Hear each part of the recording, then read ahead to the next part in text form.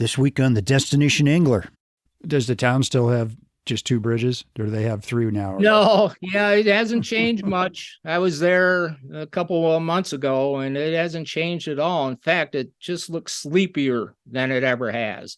So, or maybe I never noticed it when I was living there, but it is like stepping back in time, and it is like it's just sort of a scene out of an old Western movie. Like old Montana. Yes, old Montana. Welcome to the Destination Angler Podcast, the podcast for anglers who travel. And I'm your host, Steve Haig. We go right to the source, the local guides and experts, to build your knowledge of top fishing locations around North America. It's a big world out there. Now go and fish it. I'm going away for a while,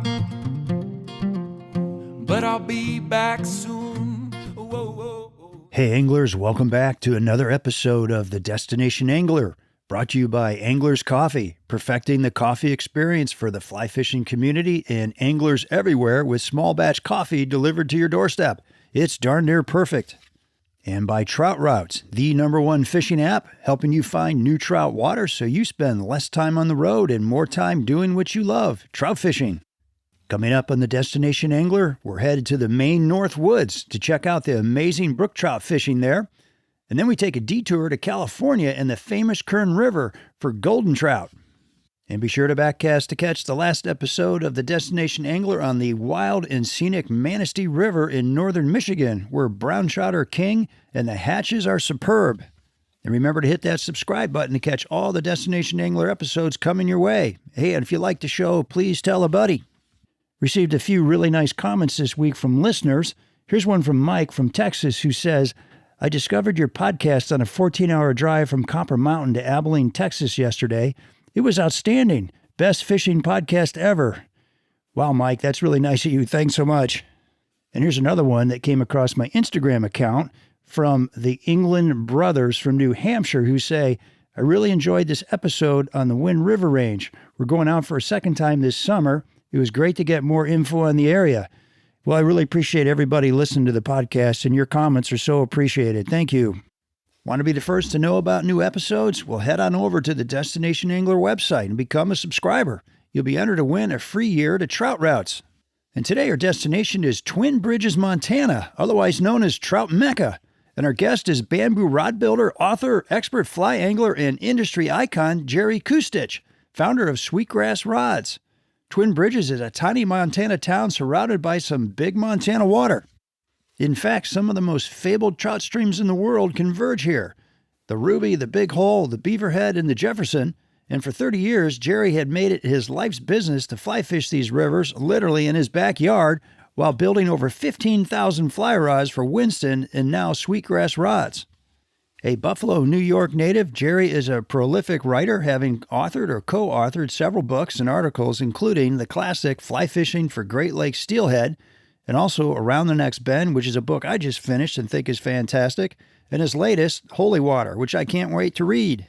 Today, Jerry shares his strategy for following the hatches, fishing dry flies from March to October, how he spearheaded the effort to open the Ruby up to public access, and a great Alaskan Sheefish adventure, and why the world still needs bamboo rods and how they are made. Stick around to the end to hear a really interesting experience from the Kamchatka peninsula that cemented Jerry's heart and soul for primal wilderness areas. Man, this show is packed, so let's dive in. All right. Well, welcome to the show, Jerry. Yes, thanks, Steve. Appreciate being here. For sure. Great to have you. So you moved to Maryland recently, but you've been to a couple places since you left Montana a few years ago, right? Yes, I moved to Maryland in 2015. I tried to live in Mexico for a year, and that would take a whole show to explain what happened Okay. there. But it was a good but expensive long fishing trip. There was something about bonefish and permit by chance? I had a little place built on the sand right in front of a bamboo or a bonefish flat. So I had bonefish right out my front door, and and lagoons to the back side of me. So they had little tarpon and snook and barracuda, Man. and permit. So it was kind of definitely a nice concept, I guess, to retire there, but many issues popped up that made it impossible to think about staying there the long term. Okay. And did you get kidnapped down there for a few days? Did I hear that correctly? Oh, my partner. She went to fly back to visit her, without getting into a long story here. She went back to visit her daughter. I dropped her off at the plane in Cancun. And because she was having problems with her ears, she wasn't able, infections in her ears, actually. She wasn't able to hear that the plane, they had switched the planes and to another gate. And so she missed her plane, went out to get a taxi, and the taxi just dropped her in the middle of Cancun. And she was picked up by a guy who took her to a meeting, and then she can't remember much after that. I didn't hear from her for 2 or 3 days. What? Yeah. I tracked her. Finally, we tracked her down. She ended up in the hospital. The guy called me and he said she was near death, if you can believe that. I found her in a hospital in Cancun. Of course, they wanted $6,000 for me to even see her. So, and the story gets uglier from there. But the whole point of the matter being is, afterwards, I've read of it kind of different, how would I say it? There's different scams going on down there, even in the different, I guess, destination places. And it could have been that. I have no idea. There's so many blank spaces. She can't remember much after she met up with this guy. She remembers they gave her something to drink, and that's all she can remember. That's it. They drugged her. Yeah. Sounds like. That's what I was wondering. Well, it sounds like you got her back. Yeah, we got her back, and that was enough to say, I'm not really sure I'm sold on spending the rest of my retirement here in Mexico. Yeah, that would unsell me in a hurry. Yeah. That one right there. Well, how's the fishing in Maryland? You're up on the bay, right? Yeah, I'm on the very upper portion of the Chesapeake Bay. It's actually called Northeast River, and it doesn't look like a river. It looks like a big bay, and it meets up with Susquehanna, which is a well-known river, well-known spawning river for the striped bass. Ooh. And so I've been told that the fishing up here is good. It's just it's not great. It's good, and it rewards people who really work hard at it. And there's places, again, it used to be great when the striper populations were better. They are, I think right now about 28% of what they were even 10 years ago. So they're definitely trying to restore the striper population, but there's a lot of factors involved. That's I hope that works. Difficult to do so. You seem like the kind of guy that wherever you go, you're going to find some good fishing. Yeah, well, I think that's the whole thing, is that I think a lot of people dream of places to go, and they don't actually look in their own backyard. And that's kind of what I always encourage people to look in their own backyard for fishing.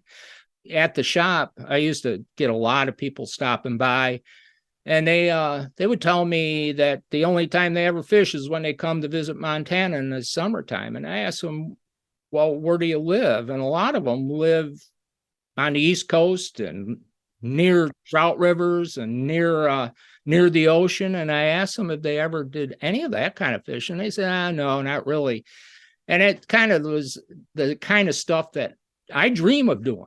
And yeah, right. And so now I'm doing it, is what the point is. And because there is virtually any place you go, there's water, and then all water seems to have fish. And now most of these fish will take a fly. I bet half those people, they're just busy, busy with life, busy with their jobs. I think that's it.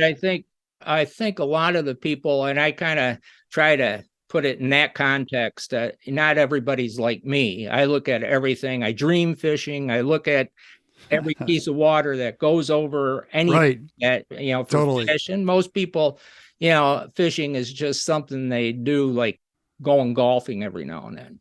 Yeah, like if you drive over, like if you go down a highway or something, you drive over a river. Do you look in that river and kind of like figure out like where the fish might Oh be just in yeah, a or second? Yeah, me definitely, too. or stop at it. Just kind of try to evaluate where to fit, where I would fish if I could fish it, and what Yeah. would be in there if I did fish it. You sort of mark those spots. Like there's a river runs right by my house called the White River, and it's really good smallmouth fishing, and you can different times of the year you drive over the river and it's low or it's really high and you can kind of like mark your spots, and I get in my kayak and go down there and check them out. So yeah, I'm with Yeah, you. exactly. That's exactly, especially now that I fish a lot out of the kayak. You look at a whole vast amount of water, but it still boils down to little spots here and there that you end up fishing, and you learn those spots over time. Yeah, exactly. Well, okay, so all you listeners out there, the way I found Jerry was and I heard about your book Around the Next Bend, and my family's always saying, what do you want for Christmas? So I said, well, I want this book. So somebody gave me your book.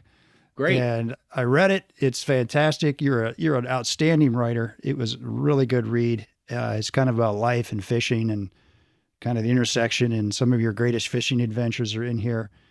I mean, that's kind of how we met. I just looked you up, and when Jerry and I talked, we thought, well, let's do a show on Twin Bridges. I mean, that's sort of like a mecca for fly anglers. So maybe we could start with just tell me about Twin Bridges. Where is it?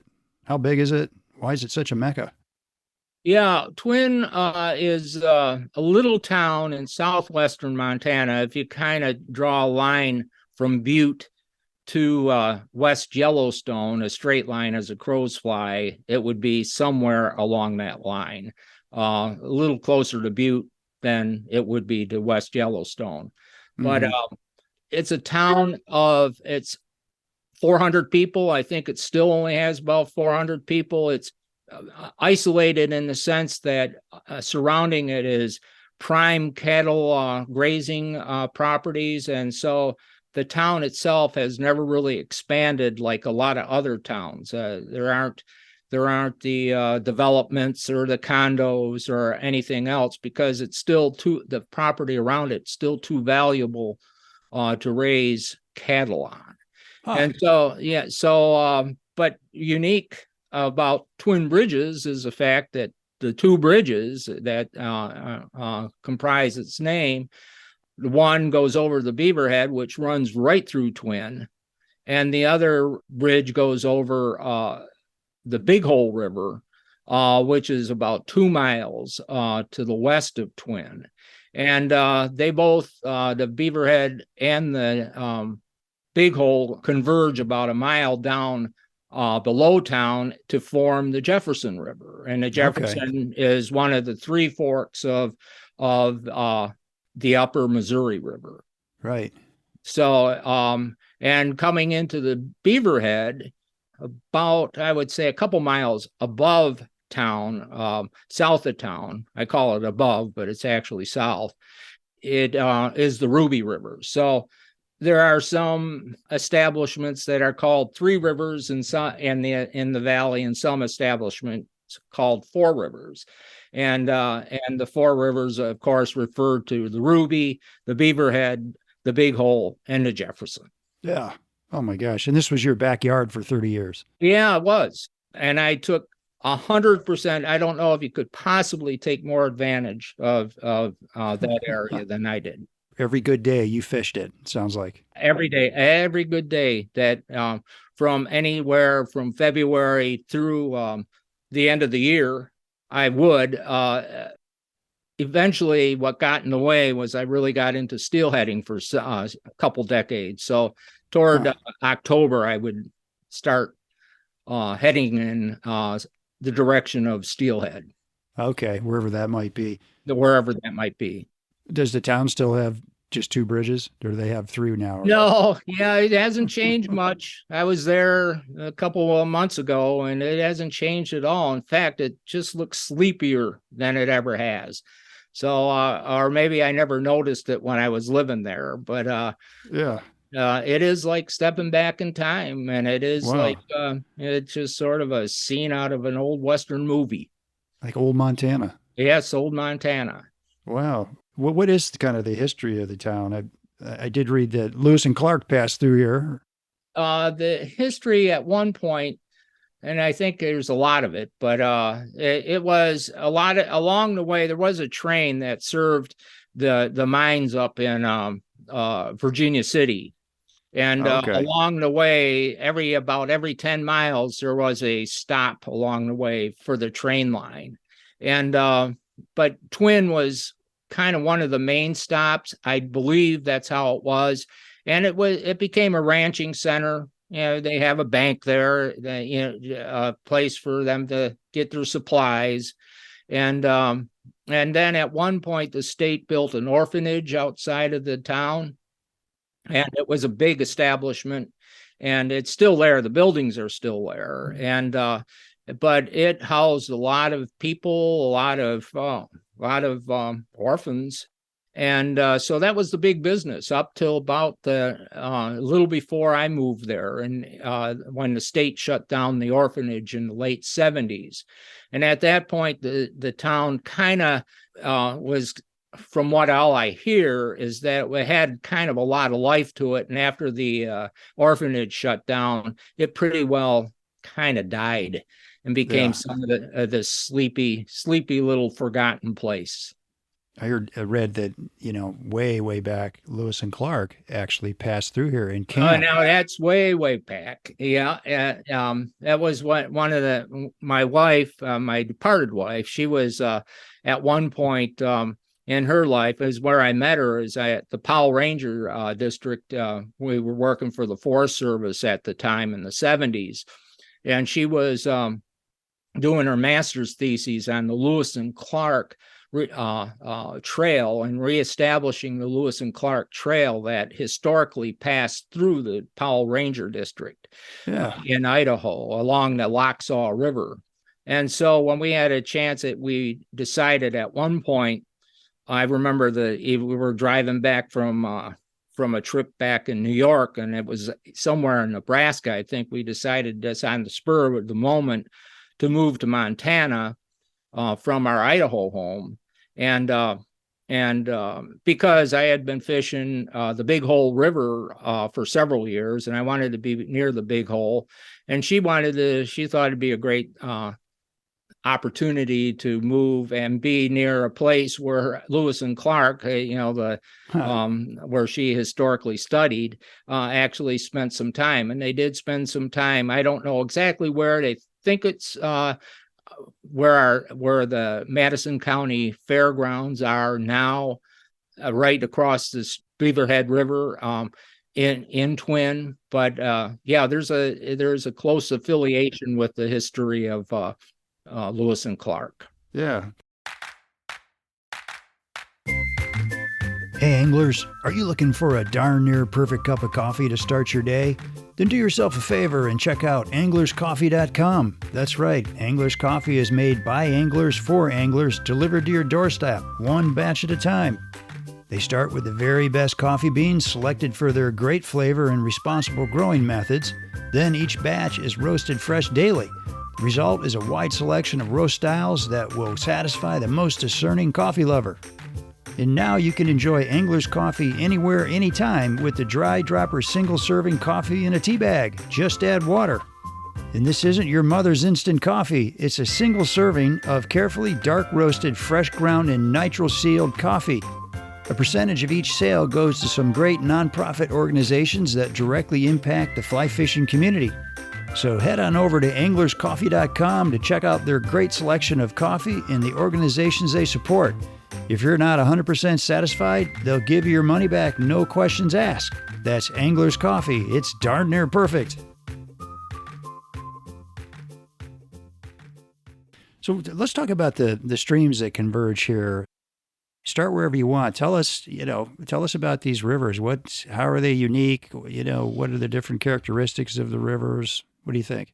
Yeah, I guess I'd start with the fact that I was really enamored with the Big Hole from the late 70s. I think I went there in 1977, and I fished the upper Big Hole. There's about 150 miles of the Big Hole. The uniqueness about the river itself is that it doesn't have any dams, so it's subject to whims of nature, whether there's enough water, whims of both nature and how much water the local ranchers draw out of it every year. But was always considered the home river for people who lived in Butte, the city of Butte. So historically, the people in George Grant was one of them, led the way to protecting the Big Hole and protecting it from having any dams built on it. So from a trout river standpoint, I always consider it the quintessential trout river. It just has so many different aspects. The upper section, the upper 20 miles comes through like looks like a tundra, because it's almost tundra year round up there. It's very cold. That section of water has a native population of grayling that were deposited there in the last ice age. They were pushed into that area and have remained, I won't say a healthy population, but boy, they are well guarded, and they still exist. The only downside of that upper section is in the early 1900s, they put brook trout, eastern brook trout in that section, which apparently compete with the grayling for one thing, and definitely outcompete the west slope cutthroat. And so, but on the other hand, it produces some really nice river brook trout if one is interested. And I was interested in that in the earlier years when I first moved there. And then the river moves down and through some various types of habitat and into a canyon, and then down. It makes a big S turn and then eventually ends up in Twin Bridges. But all along the way, there's just different types of water and different that I look at as challenging to try to understand every section. But it offers opportunities for primarily rainbow and brown trout. Okay. And, and it has a number of hatches throughout the year. I've become, over the years, a strong advocate. I don't call myself a dry fly snob, but I found after years of being there that I never really had to do anything other than dry fly fish. Oh, really? I just followed the hatches is what I did. I just followed the hatches. And so I followed them up and down the Big Hole for a while. And then I started, once I did move to Twin Bridges in 1983, it allowed me the opportunity to explore the other waters that were in the area as well. And that was in 1984. I started with Winston Rods. Glenn Brackett and Tom Morgan hired me at that point, and it was almost understood that they expected me, because I was kind of one of those fishing geeks. They kind of expected me to continue to fish, and they gave me the opportunity to be able to work sort of, how would I say it, just having floating times to be able to come and go. And I was able to do a lot of work at home. I did a lot of rod wrapping, but I was able to do that and take advantage of all the good fishing times throughout the year and throughout the day. That's great. Now I want to read something out of your book, Around the Next Bend, and then we can get back to the streams. But this is in one of the earlier chapters. It says, for us, what we did wasn't just a job. It was a labor of devotion, a mission, a quest, a passion, a love affair. After all, we were creating an object that was more than just a tool used for fly fishing. What we built possessed qualities that extended far beyond the realm of flesh and blood. Of this, we were convinced. And then you go on to say, everyone works for the idea of doing the best possible job, and a time limit is not put on doing it. There are no fixed working days or hours that anyone has to adhere to. If one of the trout streams beckons, they are free to go. That's the kind of job I want. Yeah, no, I'll tell you, that was the job. I guess I described it well. Yeah, I mean, Yeah, geez. it was just kind of, it just made sense to me if you were selling fly rods, just to have people Use who it. actually used them and were actually out there fishing. And I have to say that that wasn't everybody. I mean, there was only a few of us, and I took it to the nth degree, but there was only a few other folks in there that actually fished. Of course, Glenn did, Tom did, and a few others fished recreationally. But I took it to a level of, I won't say science. I don't consider myself a great fisherman in the sense of technologically knowing exactly what to do and where and how to do it. But I kind of always, I like to think of myself as a person who was able to sniff out where I should be at the right time. And that to me was the most important aspect, is using instinct and hunches to kind of be at the right spot at the right time. And I usually was plugged into when the right hatches were at the time of day, and I had it down to a science. Yeah, right. And so you could bounce from river to river. You had or so to choose from, and just follow those hatches. That's exactly what it was. It was kind of like the golf tours, how not the LPGA, but PGA follows. They go to Hawaii and then California, and then they go northward. Well, that's kind of the way I looked at it. I always, throughout the year, there were places to go that I could catch a fish on a dry fly, and I would do it on a regular basis, and it worked out nicely. And I could do it, getting back to the theme of Twin Bridges, I could do it all from Twin Bridges. Yeah, right. Huge news, folks. The #1 fishing app, and I'm talking trout routes here, has been updated to include the entire lower 48. That's 50,000 streams mapped and classified into 4 categories, and 350,000 hand-curated public access points marked and ready for you to explore.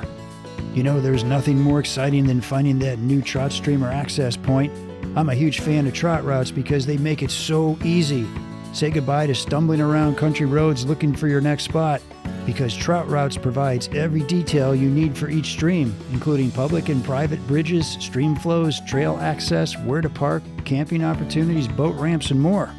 No service, no problem. You can save maps for offline use. With Trout Routes, I've found dozens of new streams and access points I never would have known about. So what are you waiting for? Sign up for Trout Routes today on your Apple or Android phone.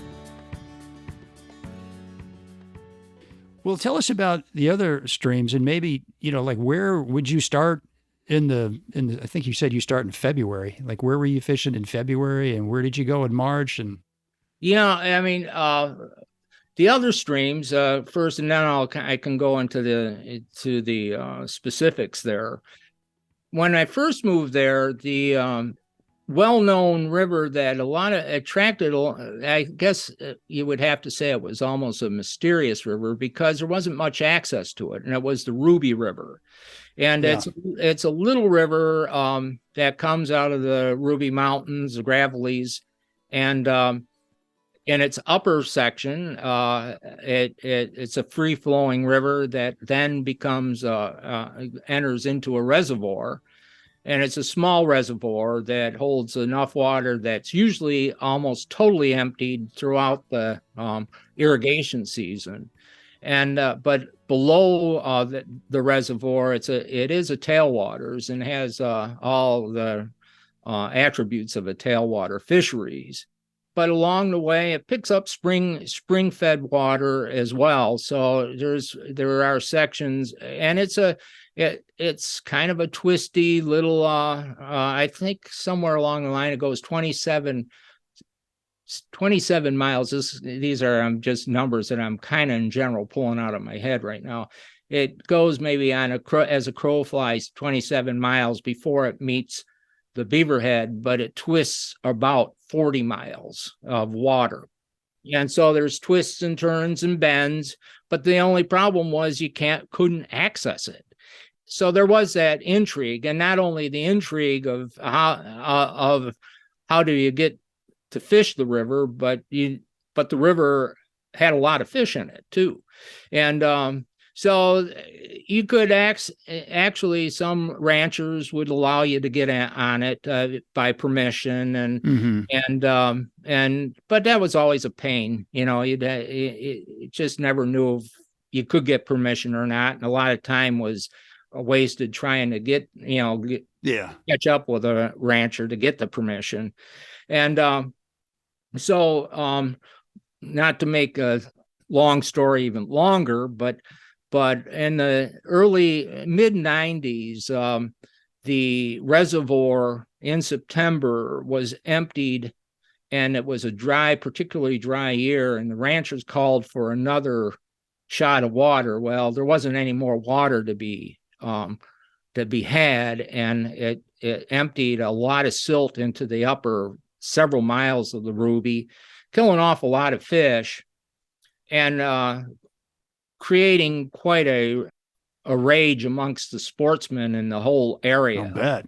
And so the governor at the time, this was at a time, it was a Republican governor, but it was at the time when governing actually worked. People sought compromise, which seems to be these days a dirty word, but he set up a task force for ranchers and sportsmen to get together and figure out a way that this, one, won't happen again, and two, that water will stay in the river and protect the fish, so the health of these fisheries can be maintained.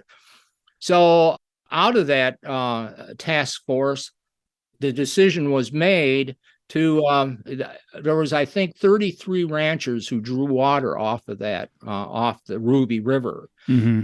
And they draw it off, they divert water out of the river into what they call head gates. And the head gates, you turn kind of like a nozzle on, and the water empties into their irrigation ditches. Well, a lot of those were so archaic that a lot of water was being wasted and spilled, and just wasn't getting to the irrigation ditches at all.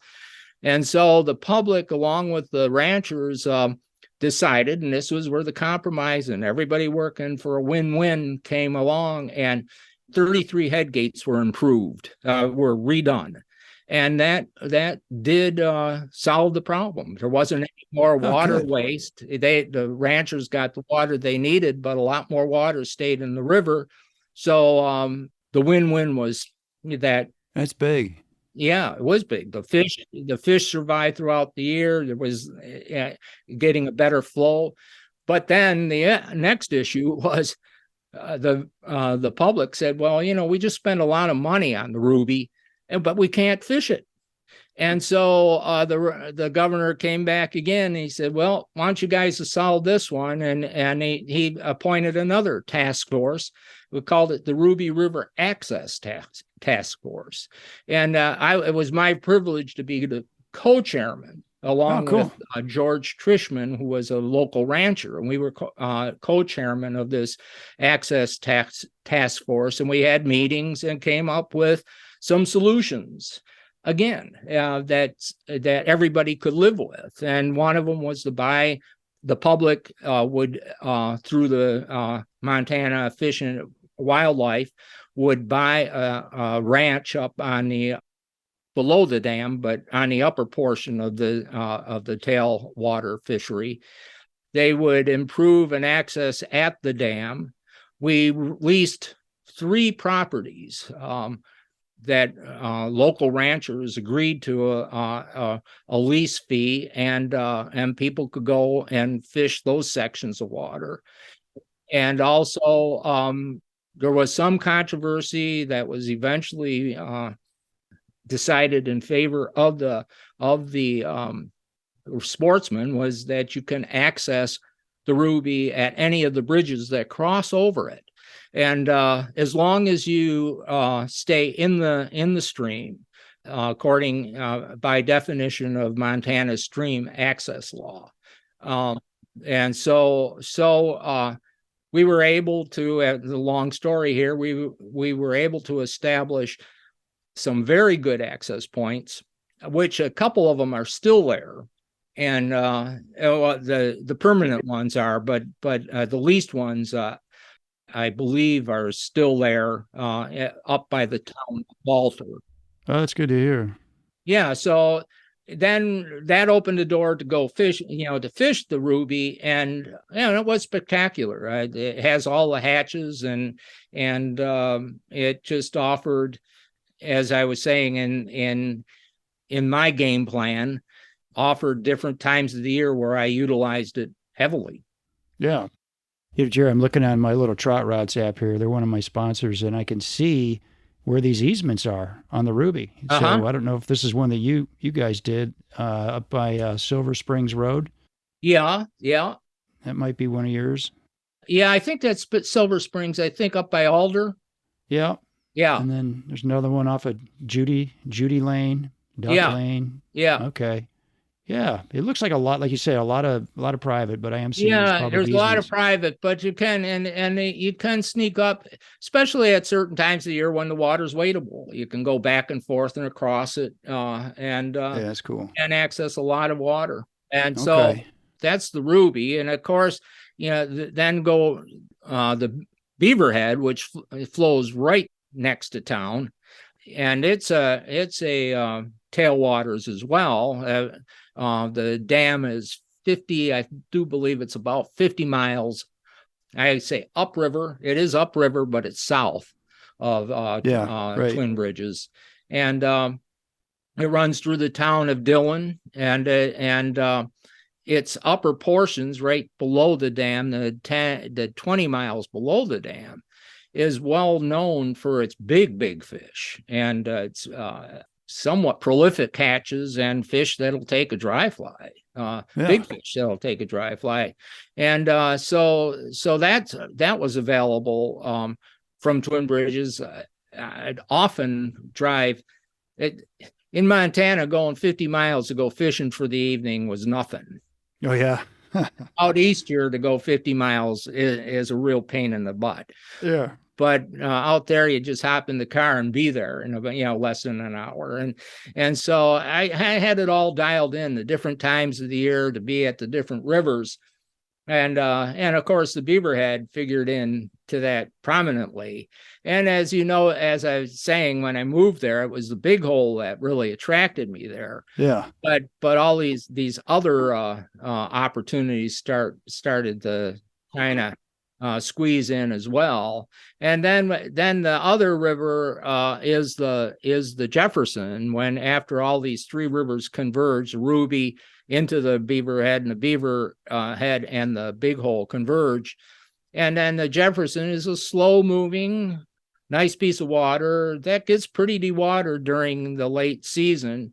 But over the years, its fish populations have grown as well, and it has a population, oddly enough, of rainbow trout, which seems to be counterintuitive, because it doesn't look like really rainbow trout water. It's more slower moving, and it looks more like the would be a brown trout water, which it is, but it does have a good population of rainbows in it. And in 1988, this is the other conservation issue, was that it dried up. A long section of it dried up. It literally dried up. Really? You could walk across it without getting the soles of your boots wet. And it dried up because the ranchers again sucked it dry. And at that point, there was some pretty feisty meetings to try to try to prevent that from happening ever again. And that's when I really got involved with Trout Unlimited, and became a board member on the state board. And we started up a little chapter in Twin Bridges in, I think, 1992. to address a lot of these local water issues. And from that, again, the George Ranch chapter of TU up in Butte was very active as well. And it was important to address the issues on the Big Hole, because a lot of the water that was coming into the Jefferson was from the Big Hole. So they were addressing those issues up on the Big Hole side. And so eventually we got some legislation, which was called in-stream flow legislation, which required the ranchers or certain trigger points that the ranchers would have to release some water back into the river, especially in the low water years and the drought years. And so, the ranchers, the good thing about the ranchers, I'll say this, they wanted to they don't want to look like they're bad stewards of the land. And they probably aren't. I mean, they're doing their job, right? I mean, they've got a ranch to run, so.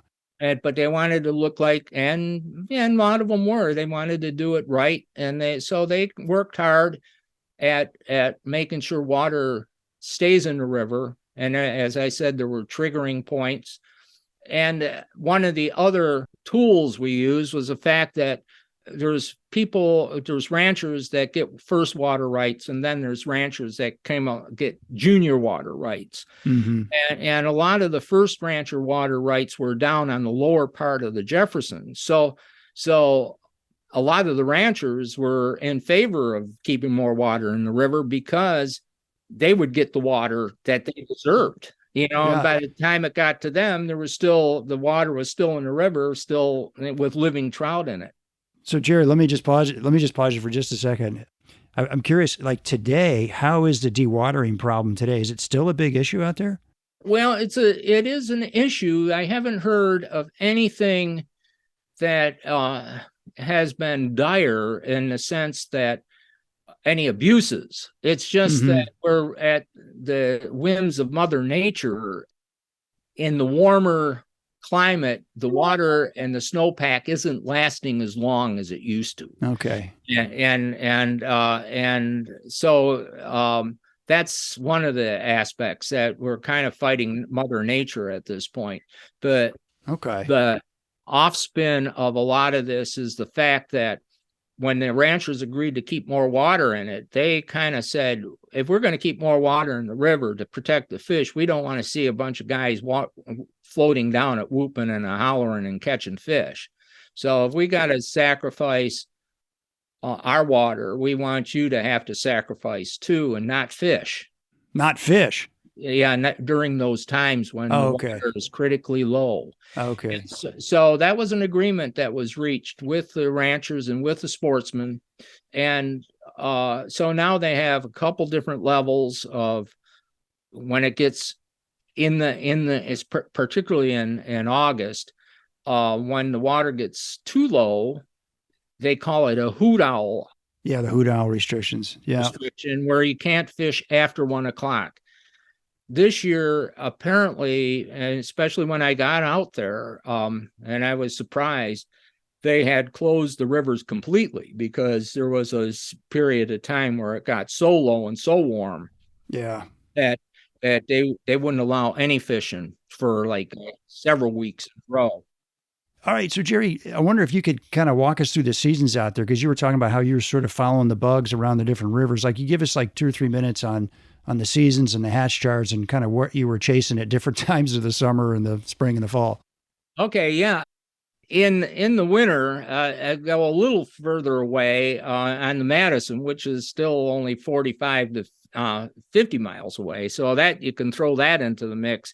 But in February and March, there was a prolific midge hatch in the upper section below Quake Lake that I would target.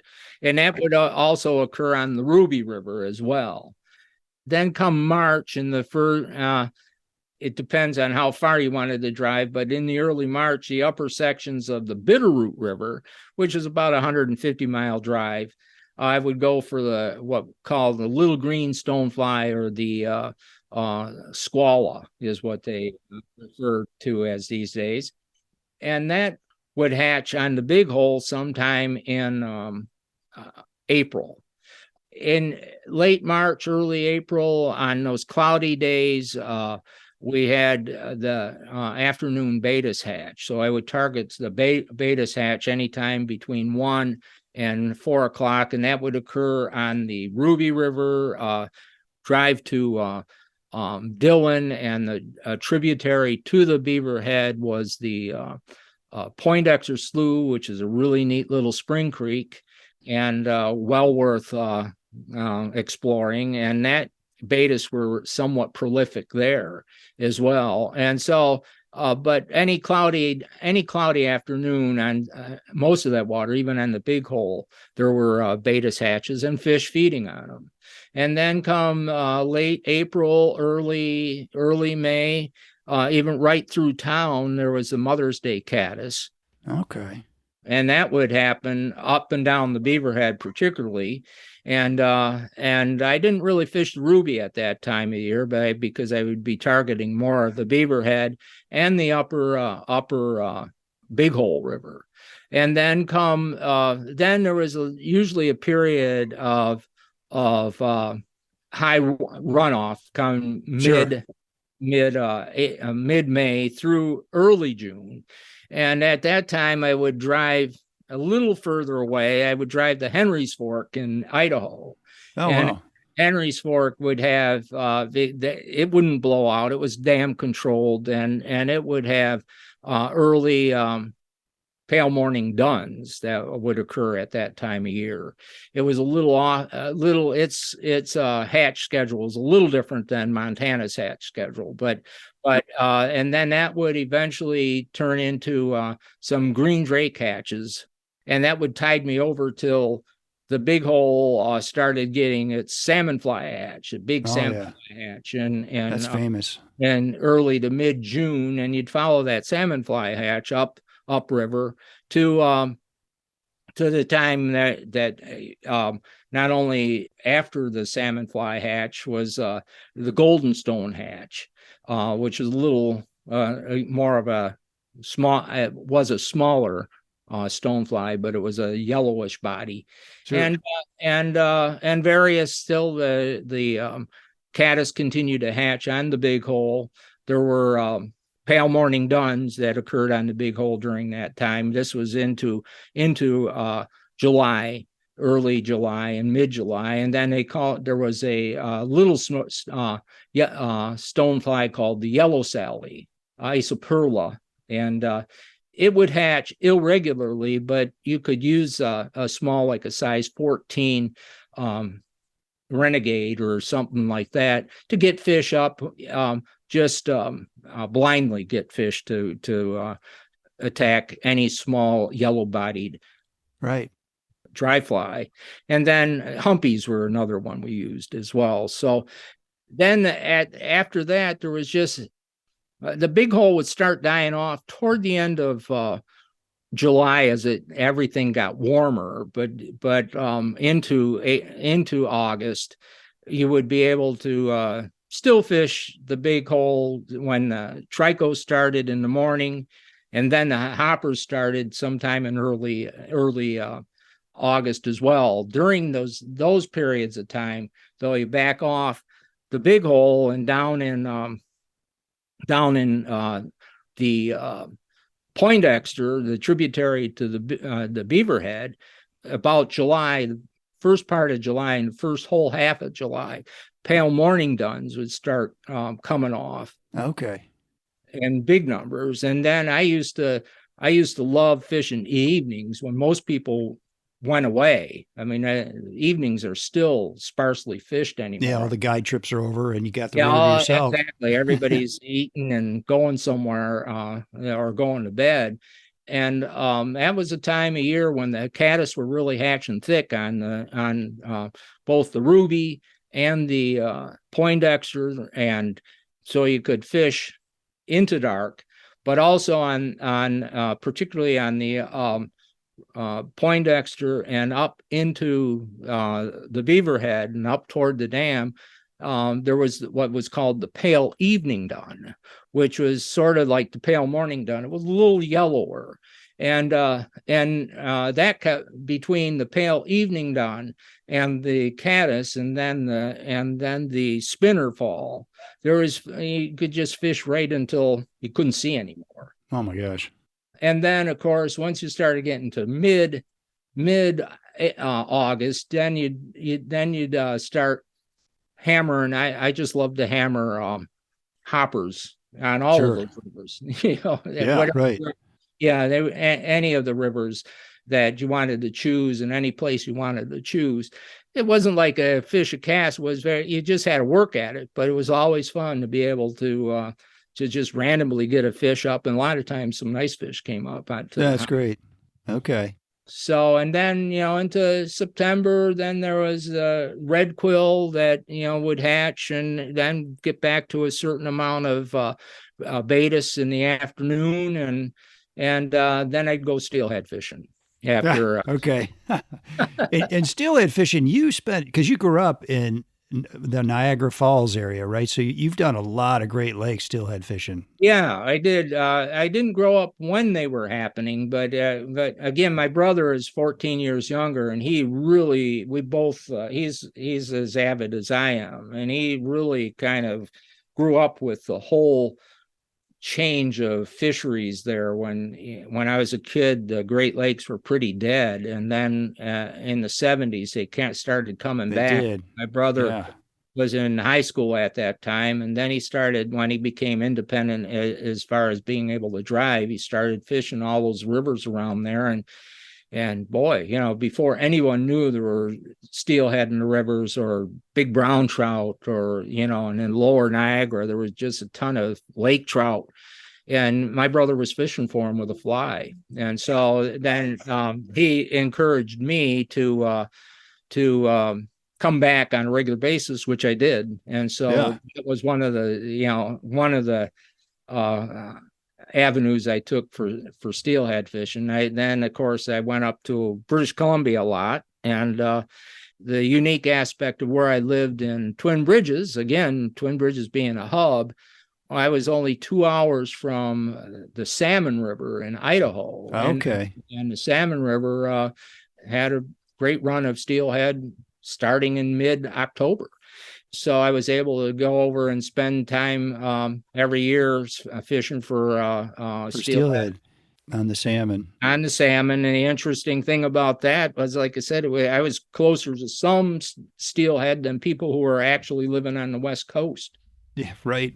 All right. So Jerry, tell me about, you took a trip to Alaska. You wrote about this in your book, and you were fishing for sheefish. Yes. And I'd never even heard of sheefish, but in your book, I think you said it's your favorite, fishing trip of all time. I wonder if you could just give us a minute about that. The interesting thing about sheefish, there was a time when I looked at McLean's fishing encyclopedia, and I dream of the different fish that were in there, and would I ever have an opportunity to catch them? And one that caught my eye was called the Inkanu, which I think is Inuit for sheefish. And sheefish is just a big version of whitefish. And for some reason, I was always attracted to catching a sheefish. And I think interesting thing nowadays is that was before all of these other fisheries around the world opened up, and you could catch peacock bass and marble trout and all of these other. So it was just, at that point, there was just some mysterious fish out there that I wanted to catch, and I made it a mission to try to catch it. Had a friend who was running a camp. He said he could get me into them, and he did. I went up there, and we had a couple really spectacular evenings fishing for sheefish, and they were fun. They were fun fish. They were chasing hatching little salmon, and they'd take a little salmon, little size, like I think we were using 14 little streamers, and they would take them right off the surface. So it was pretty cool fish. Yeah, and they jump a lot. I think you said they did. Like the tarpon of the north. Tarpon of the north. Yeah, they did a couple times, and it would give a pretty good tussle. And And yeah, I think our biggest may have been 33 inches or something like that, but they were all 28 to 33 inches. So they were nice size fish. That's great. And they certainly could catch. There's reports of them getting up to 50 pounds. So we weren't even close to getting any of the bigger ones. That's But for you sure. caught them. Yes. All right. So I want to shift gears for a minute, Jerry. I'd love to talk about bamboo fly rods. So, all right, my first question for you is, bamboo fly rods, why does the world still need bamboo fly rods? And I'm being the devil's advocate here because I've got a bamboo fly rod, but what do you think about that? Yeah. Well, I guess, obviously the world doesn't need bamboo fly rods. I think the big thing is, though, that it just there's a romance aspect to it that takes people back to the old days, the good old days, because there was a point at which those were the only tools available for the early advocates of fly fishing. And I guess there's the other aspect that they're all natural and made out of a plant, actually a grass that comes from China. And the other aspect is that there's a lot of blood, sweat, and tears built into a bamboo rod by the person who built them. And so you're actually fishing with a labor of love from any of the artisans or craftsmen that actually do build them. Yeah, that's cool. So, and as I always, when I'm building rods, I always dreaming of places that I want to be fishing. And sometimes I'm actually saying, geez, I'm building a rod instead of fishing. So got to fix that problem. But, for people to actually realize that there's a guy at the end of this who actually really understands that aspect of the rod. Yeah, it's a craftsman. Yeah. How many hours go into a typical bamboo fly rod? The question, there's, I guess, several answers to that. The guy I always say there's artisans. I'm a craftsman. There's artisans out there too. And I'll explain the difference. The artisans are the guy that takes one column of bamboo, strips it down, cuts it up, hand planes it into a rod. They say there's about 40 hours of labor into that from start to finish. Some guys, I'm sure, who have done it after a while have become efficient with their time and are able to cut back on hours. But for us now, the difference between an artisan and a craftsman is that we use a certain degree of machinery to get our pieces of bamboo cut down into little workable slivers. I was going to ask you about that. Glue together. Yeah. And so we have become at Sweetgrass, and Glenn and I and a couple other people that help, we've become very efficient at how we do it. We have developed techniques that aren't shortcuts. They're just efficient. Techniques that become more efficient and allow us to do a whole lot more than the one guy who's building one-offs in his garage. That those guys who build the one-offs in their garage, though, they've put a lot of blood, sweat, and tears and come up, and it is almost a work of art for a lot of them. Yeah. For us, we build a very extremely nice looking rod, but I would, I don't want to say they're as good as those guys. I think those guys put in a whole lot more effort to make the rods look extremely nice. We have rods that look really nice, but they're really functional as well, and we have a wide variety of them. Yeah. In a bamboo fly rod, the feel of that is totally different than most of these graphite rods, these fast action graphite rods today, right? Yes, I think the fast action rods have really worked in our favor. I think that the graphites have tried to outdo themselves, and different companies have tried to outdo themselves, and they're lighter and faster and quicker, and and et cetera, et cetera, et cetera. This casts further and further, and all of these things that really don't matter when it comes to fishing. So I think once people start casting the faster, lighter graphites and realize that when they pick up a bamboo rod, it actually not only feels nice, but actually casts, I mean, it does, it's a tool. It actually loads and casts. They just get a little different perspective of what a rod should be, and I think that kind of speaks to them, and they realize that a bamboo rod would be kind of a pleasant tool to have stream. Right. How has the onset of the lifetime warranty changed the rod making business? Well, when I first heard it, and when I was working at Winston, I thought it was about as dumb as you could get, and it turned out to be that. It really did. I think it just doesn't make sense that anything could be warranted for a lifetime, and it has come back to bite a lot of these companies. There's no question about it. They've tried to figure different ways around it by charging kind of high shipping fees and all of that. Yeah. But my input at the time is, geez, why not just make it a 5-year warranty or something like that? Well, we can't. Even at Winston, they said, well, we can't do that. We got to keep up with our competitors. Got to compete, but I said, we are what we are. We're a unique company, and just be honest with people. You just can't warranty anything for your lifetime. But so there's that aspect of it, and it has come back to haunt them. But that said, we have with our Sweetgrass, we do warranty our rods. I mean, if it comes in and someone, if your dog chewed it, we'll fix it for you. No big deal. So there's that aspect of it. But the thing with bamboo is that it can, to a certain degree, be repaired, and we can be rematched. Nowadays, there's so many models of graphite out there by each company that if you break a rod that you bought 4 or 5 years ago, a lot of these companies don't have those parts anymore.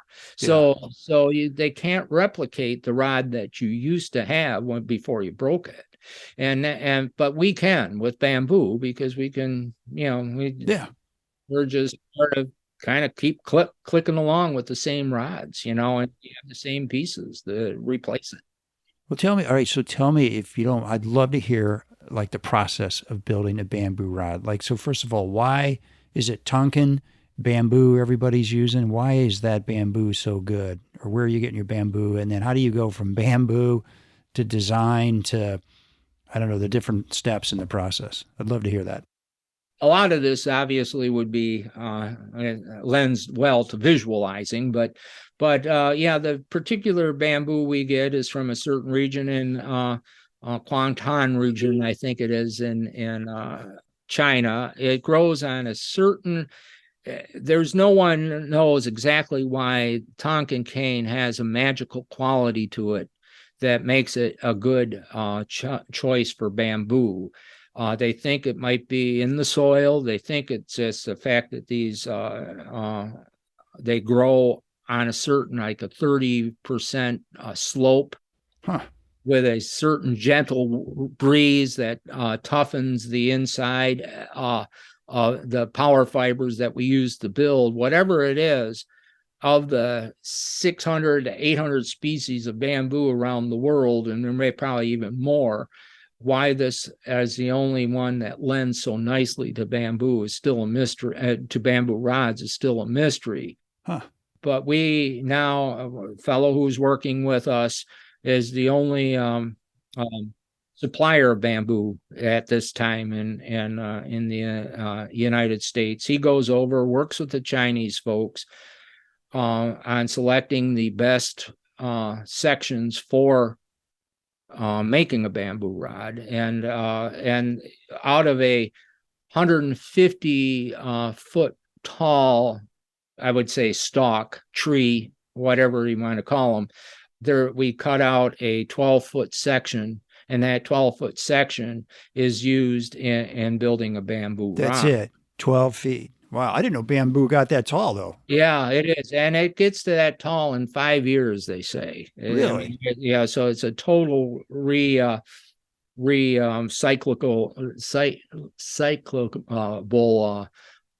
product as well. So once we get those over to the States, and he gets them by containerfuls, and he distributes them throughout the country to whoever, the builders who want to buy them.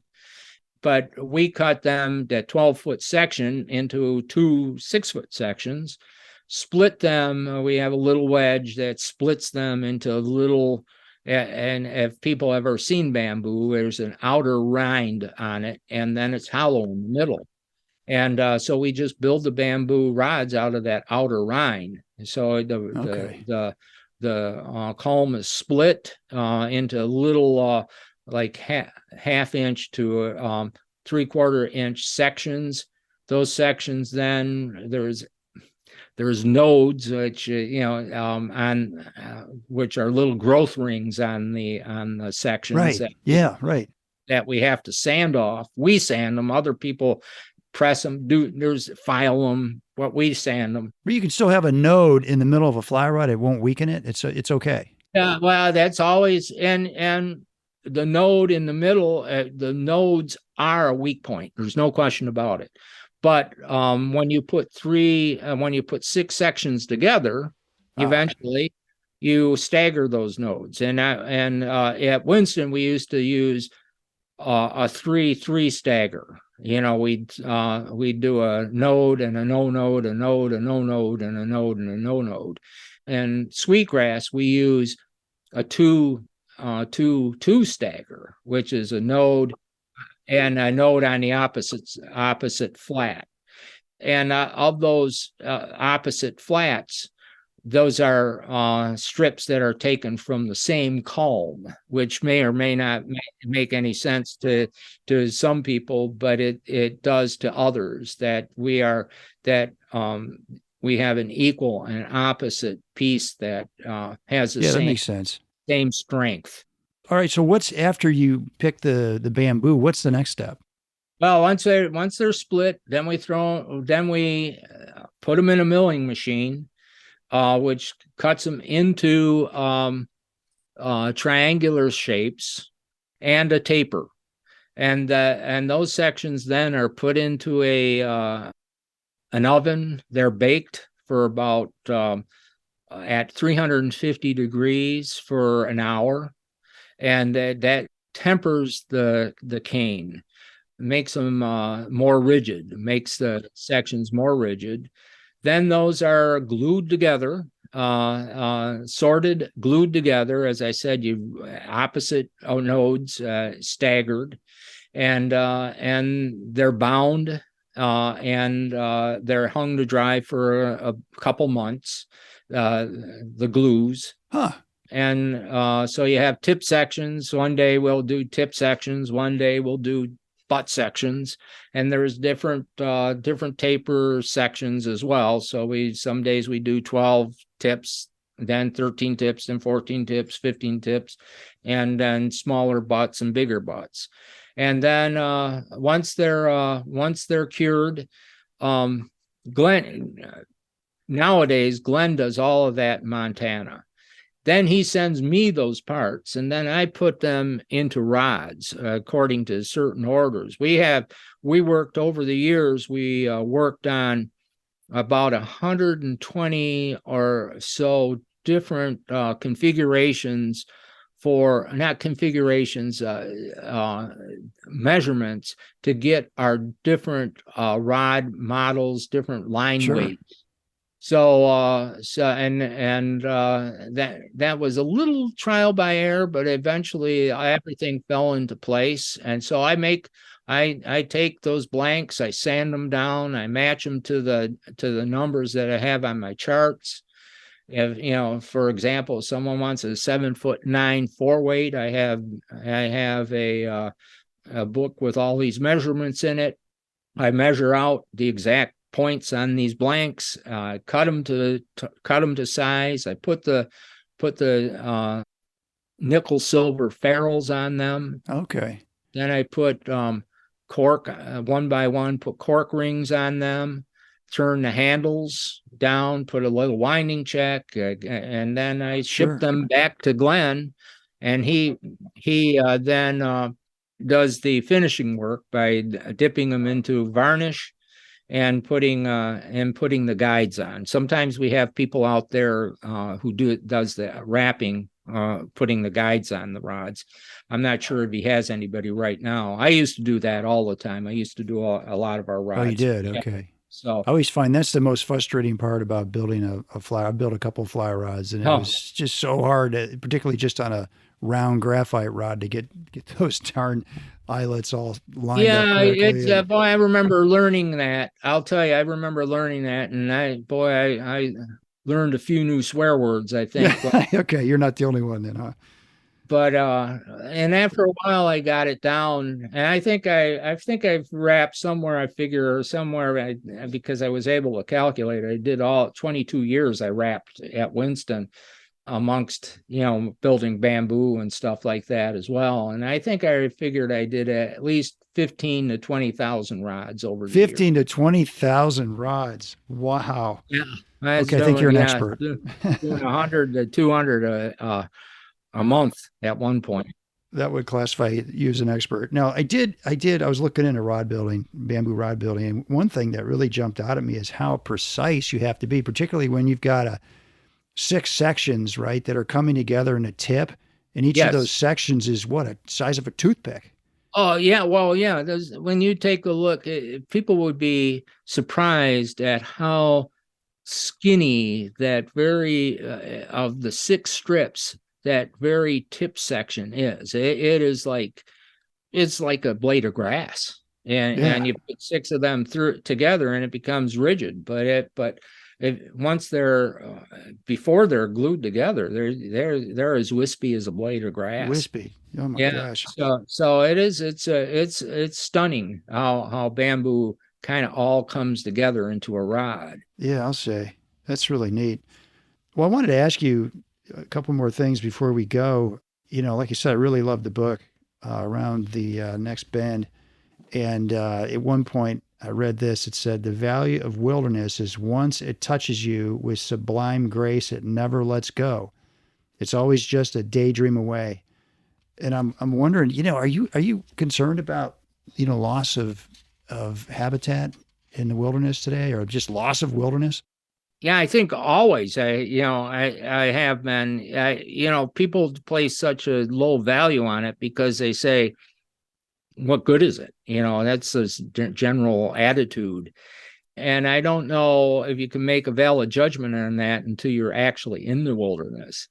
And there is something I really truly feel that once you're in wilderness area, there's something primal that speaks to you, and I don't even think that's corny. I think it's actually really... I agree. When did that first happen for you, Jerry? Do you remember? Well, I mean, I remember when I was in, as I said, Matt, I worked for the Forest Service at the Powell Ranger District, but I was on the outskirts of the Selway Bitterroot Wilderness. And so I'd often go up into the wilderness, or just the edges of the wilderness, and even enough of that was overflowing into the reaches that you could actually get to. And there was something special there. But when it really came home was the year I spent. Well, I didn't spend a year. I spent 7 to 8 weeks in Russia on the Kamchatka Peninsula. Oh, wow. Really? And I was a camp director and steelhead guide / science. It was a science type of expedition as well. So we were taking samples from steelhead we caught. And one day I was sitting, I had the opportunity to take our little jet boat skid down river all by myself. I was probably the only human being within 100-mile radius of where I was. And I got into, just the steelhead were there, and I got into several of them. And I remember just sitting there at one point, sitting back, and rain was falling a bit. and it almost seemed like I heard the earth kind of a vibration, a hum. And I remember that. It gives me, I've been telling you this, it gives me goosebumps. And yeah, it was that at that point, I just said, geez, if the human being ever really loses all of this, the ability to actually touch the heart and soul of the earth, can we actually even survive as a race? I'm not sure we can one way or the other anyway. But on the other hand, just not having that available would be tragic. It pains my heart to even think about it. It does. Honestly, it just breaks my heart. I get that, mine's got to be somewhere, nobody wants them in their backyard. And I love it when we're shutting these mines down, to save a wilderness area, but, oh gosh, it's just knowing it's out there. Yeah, exactly. Knowing it's there. It's funny, as you notice, I can close my eyes. I still oftentimes close my eyes and go back to the Russia experience, and I still, even telling you about it, gives me goosebumps. So it had a lasting impression on me. I mean, not only a lasting impression, it is with me, and I have a great appreciation for our Native Americans. That was their spirituality. That was it. I mean, that when they talk about the Great Spirit and being one with the earth and shape shifting and all of that, it was because of that oneness with the earth. I kind of understand that now, I guess. Yeah, it's 200 years ago, Indians were outside 100% of the time. Exactly. You were in touch with the wilderness and with the earth. That's for sure. Just totally in tune. And now I understand it. And I just don't know how we can survive spirit wise without having that kind of touch. And you get glimpses of it no matter where you live. I can get glimpses of it even in my kayak, when a lot of days I'm out there and no one's around and it might be raining and there's no boats and you get glimpses, you get a little bit. Coming back, oozing up out of the earth are these little fingers that kind of want to be wilderness again, I guess. So. I guess that's great. That's a great way to put it. All right. Well, let me ask. I always ask at the end of my shows. I ask my guests about your favorite. Let's go back to the Twin Bridges area. What are your favorite spots for the hungry, thirsty angler at the end of a day on the water? Oh yeah, not a whole lot. Not a whole lot in the Twin Bridges. Yeah, not a whole. Over the years though. Like at the, I would say almost the iconic Blue Anchor. It keeps almost dying off, and yet the Blue Anchor. The Blue Anchor. And now, last time I was there, it was a revamped restaurant and bar, and there's another bar there. But and I'll tell you, that's one of the things I always, how would I say, just couldn't figure out why there wasn't any more active restaurants in the area for anglers. And the real problem is because the anglers are only there for 3 months, and then the rest of the year there's no one there, So that's it, huh? Yeah, the Blue Anchor, if you were staying in Twin, of course a lot of people will buzz down to Dillon, which is 30 miles away. And if you're fishing down there, let's say you were staying in Twin, but you were fishing down there till evening, then there are several options in the Dillon area. Down by Dillon. Oh my gosh. But it's only on the weekends is the Old Hotel, which is a high-end restaurant, and that's still operating too. So, okay. And then Sheridan, which is 8 to 10 miles away, has a couple restaurants as well. Oh, very good. But as far as I say, kind of summarize some of this, I always say that for people, avid fishermen, I think who are targeting Montana, it's not as intimidating as one might think. And there's so many options for I won't say the novice angler, but the somewhat avid angler to just hop in their car with a buddy or their wife, or even by themselves, and just spend a week or 2 weeks, in a spot, around. just examine, just go to all the options. You don't have to get a guide. It can be done very reasonably priced. Even if you like camping, there's a lot of camping there too. And a lot of people, I think, feel if they're going to go to Montana, they have to go to a lodge, they have to hire a guide. I have nothing against hiring a guide because I have a lot of friends out there, but you don't need to.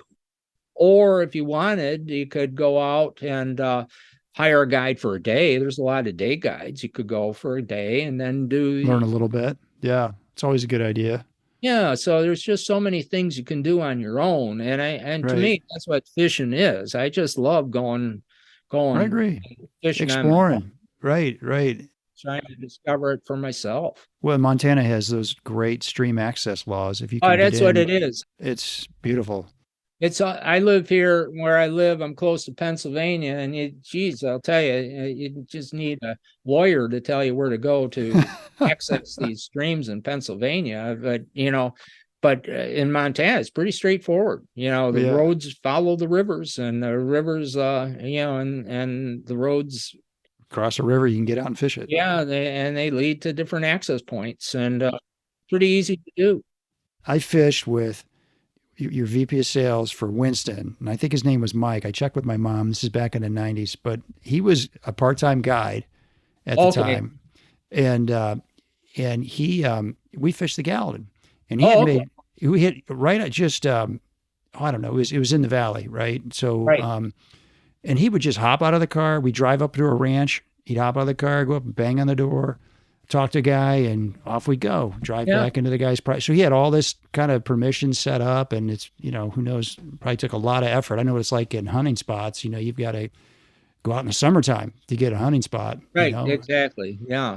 So day of, you might not be so lucky, but, if you put your time in, especially if you're local, get to know those people. I remember one time I was banging on a door, and the farmer said, oh, you're one of those guys that comes around in the summertime, and then you're willing to help out around the farm. And I kind of looked at him, and he said, we're cutting hogs right now. You want to help? I'm thinking, what the heck is cutting a hog? And I figured it out after he kind of chuckled. Oh, yeah. But anyway, he did that. I was the only guy he let hunt on that property. It was a fantastic farm. Gosh, we had great quail hunting. This is back in the 90s, and we used to quail hunt all the time. But I was the only guy because I was the only one that showed up in the off season rather than the day of. Like, who are you? Who do you know? He's like, oh yeah, okay, come on in. And I, bring him a gift, like a roll of salami or something, in the summers when I come back and check in with them, and that stuff works. So it still works. And and there are still places out in Montana where that would work too. Yeah. Some places. Yeah. So it is, it's definitely a good, and it makes the ranchers and the landowners, makes them feel you appreciate their. Right. And maybe you're the guy, I can trust you if you're putting the time in ahead of time to talk to me. You're not going to, I don't know, cut a fence to get through it or tear a fence down, getting over it. Yeah. Yeah. So anyway, all right. Jerry, how can people get in touch with you? Oh, well, you can get in touch on our Sweetgrass website, sweetgrassrods.com. Very good. Where do they find your books? The books are a lot of them have been through different fly shops. I'm not sure if they've all sold out there, but they are on Amazon. Okay. Definitely Amazon is a way to go. Well, very good. Well, Jerry, thanks so much for being on the show. It was great having you. Yeah, great, Steve. I appreciate it very much. Yeah, for sure. Listen, I wish you extraordinary success in all your adventures to follow. And folks, thank you for listening. And we've got some great pictures from Jerry we'll post on the Destination Angler show notes and on my Facebook and Instagram page. And as always, you can DM me or email me with comments and suggestions at shaig50@gmail.com. And if you like the show, please share it with a buddy. That's how we spread the word. As always, our music is by a Brothers Fountain. Hope you enjoyed the show, and we'll see you again soon. Tight lines, everybody. Well, I'll go from the land to the shining sea. But I know there's more to life than what the eye can see.